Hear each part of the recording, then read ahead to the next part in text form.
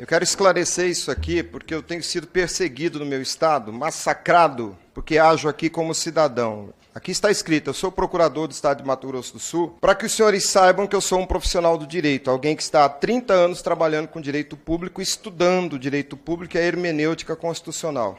Mas eu não estou aqui como procurador de estado, até porque o órgão do qual faço parte não tem nenhuma atribuição no campo político, nenhuma. O órgão que faço parte é o equivalente da AGU. Meu trabalho é representar o estado de Mato Grosso do Sul. Eu tenho um mandato de lei para representar o estado de Mato Grosso do Sul e, nesse mandato, nenhuma atribuição eleitoral. Então, entendam claramente, estou aqui como um cidadão brasileiro, um profissional do direito, para falar o que entendo sobre o direito, sobre esse tema. É uma pena que o ministro do STF já tenha ido embora e ele tenha vindo aqui e não tenha dito absolutamente nada sobre a ciência do direito. É uma pena. E eu quero dizer aos senhores, por que há 28 anos este Congresso e o povo brasileiro, quando trata desse assunto, discute informática, discute matemática, probabilidades. Esse assunto não é da matemática, não é da informática. As proposições racionais a respeito desse assunto estão na ciência do direito. Democracia, cidadania, voto, princípio constitucional da publicidade, as cláusulas pétreas, tudo isso é matéria da ciência do direito.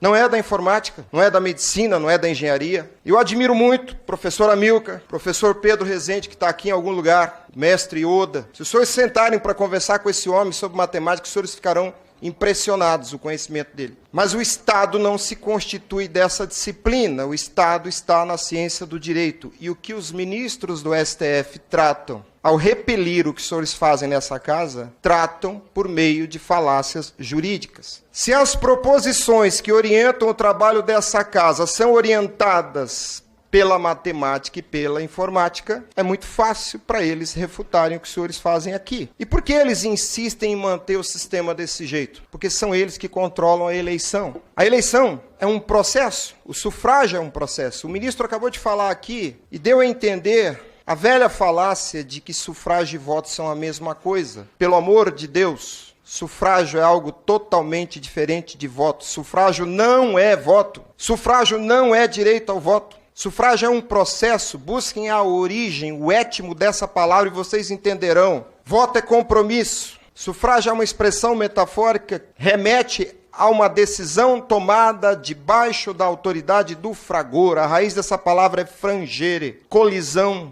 de partes. E que partes? Os votos. Saiam dessa prisão, essa falácia do espantalho. Tudo que vejo aqui nos corredores, nos projetos, sempre é informática. E a maioria não conhece nem mesmo a informática. A guerra é cultural, principalmente semântica. Quando eu digo que são os ministros do STF que decidem a eleição, e eu enfatizo isso, é porque são eles que apuram a vontade majoritária, e o resultado da eleição é a vontade majoritária. Se fazem pelo bem ou pelo mal, não posso provar. Raul Seixas disse uma vez, se o mel é doce, eu não posso afirmar, mas que parece doce eu tenho certeza. Por que eu digo que eles decidem a eleição? Porque só eles, e absolutamente só eles, sabem como se procede a apuração da vontade majoritária. E o elegere, a escolha, é a vontade majoritária que decide. Não é por acaso que está além disso, importa quem conta o voto. O sufrágio não acaba quando você deposita sua vontade no sistema. O sufrágio é o fragor das vontades individuais.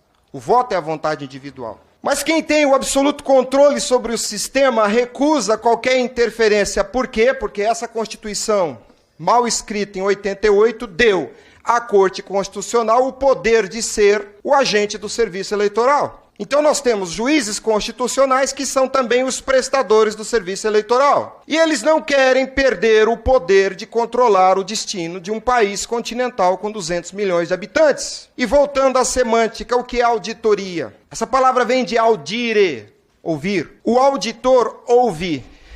E ouve quem? Ele não ouve a si mesmo, ele ouve outro. É absolutamente irracional que há 28 anos nós, povo brasileiro, estejamos assistindo um teatro ridículo, onde alguém ouve a si mesmo. Não há absolutamente nenhuma auditoria no serviço eleitoral, porque é o próprio agente do serviço eleitoral que fiscaliza a sua própria conduta. Isso não é auditoria, isso não é audire. Entendam o absurdo de se esperar que alguém fiscalizando a própria conduta esteja fazendo algo que possa pôr em risco a sua própria conduta. Aqui nos corredores há um folclore sobre a amostragem. A amostragem é uma forma de auditoria. Quando se faz auditoria, se examina a conduta de um ser humano. Quando um fiscal de renda olha os registros fiscais de um empresário, ele não está fiscalizando o livro, ele está fiscalizando a conduta do sujeito passivo da relação tributária. Quando se pretende fazer uma auditoria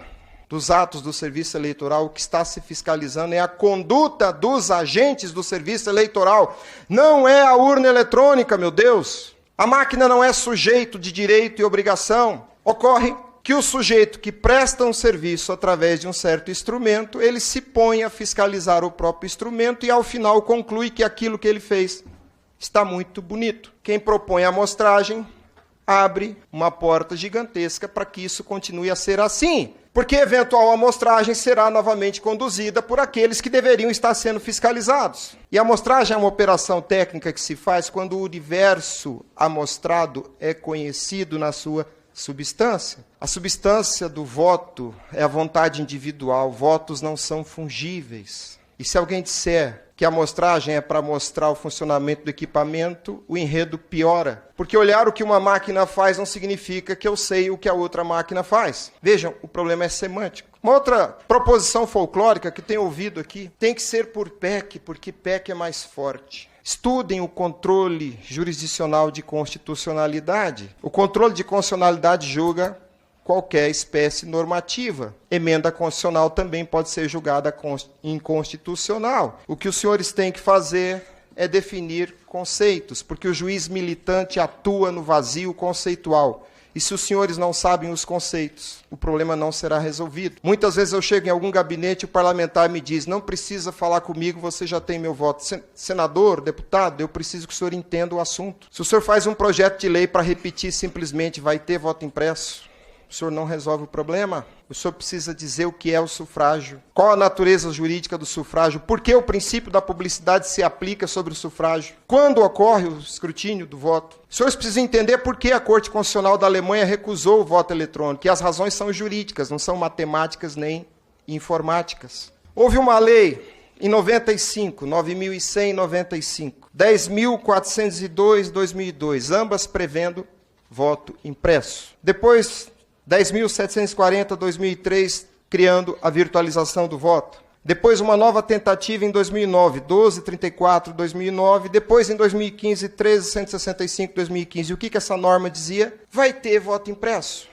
Não há nenhum conteúdo jurídico nessa frase. Este Congresso recentemente tomou uma atitude inteligente quando tratou do tema do marco temporal. Este Congresso definiu o instituto jurídico. Os senhores fazem fonte da lei. Os senhores é que têm o mandato, a investidura política para dizer o que é o instituto jurídico. O juiz militante atua no vazio conceitual, como prevê o artigo 4º da Lei de Introdução ao Direito. Vejam, o tempo já acabou. Nós temos que afastar palavras como confiança. Confiança é confidere, fidere, fides, fé. O Estado é laico, eu não tenho que atribuir fé a nenhum servidor público, seja ele ministro ou não. A rigidez do ato do agente público só se dá se houver cumprimento aos princípios. E o princípio constitucional da publicidade tem sido maltratado. Eu vi da boca de um assessor jurídico aqui nesta casa que público é o ato do agente público, não senhor público. É o atributo do ato, não do agente. Tem muito agente público cometendo atos que não são públicos. Entenda, público é aquilo que está na compreensão do povo, porque público, esse adjetivo, significa do povo. O povo deve se apropriar pela compreensão do ato do escrutínio.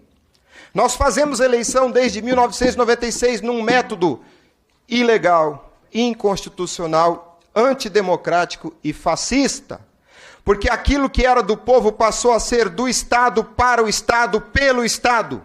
Isso é fascismo. Isso é fascismo. Muita coisa pode se dizer mal, ruim, de Getúlio Vargas. Mas uma coisa ele acertou. Ele tirou a eleição da mão dos coronéis e seus bacamartes e suas milícias, quando deu ao voto um corpo concreto. Em 80, reiniciaram a tentativa de tornar o voto virtual apenas potência.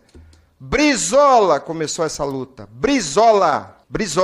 Isso não é uma pauta da esquerda ou da direita, é uma pauta da democracia. Se o voto é eletrônico, senhores, o voto é feito de elétrons. Nenhum ser humano nesta sala tem nenhum sentido atribuído por Deus que lhe permita conhecer elétrons. E há uma cláusula em qualquer constituição. O voto deve estar sob uma relação direta de domínio. Esse é o conteúdo teleológico daquela cláusula mal escrita na Constituição de 88, chamada voto direto. Não é o voto que é direto, é tua relação sobre o voto. Você não estabelece uma relação direta de domínio sobre um punhado de elétrons. É por isso que Israel dá ao voto um corpo concreto. Por que eu estou citando Israel? É a ponta da tecnologia no mundo. Senhores, se o voto não tem corpo, matéria, ele não existe. Sabe por que eles dizem que não há fraude, nem há prova de fraude? E eles têm razão. Porque o próprio voto não existe nesse sistema. Não dá para falar isso aqui em 10 minutos. Isso aqui é uma aula de 5 horas sobre semiótica, semântica, etimologia, hermenêutica constitucional.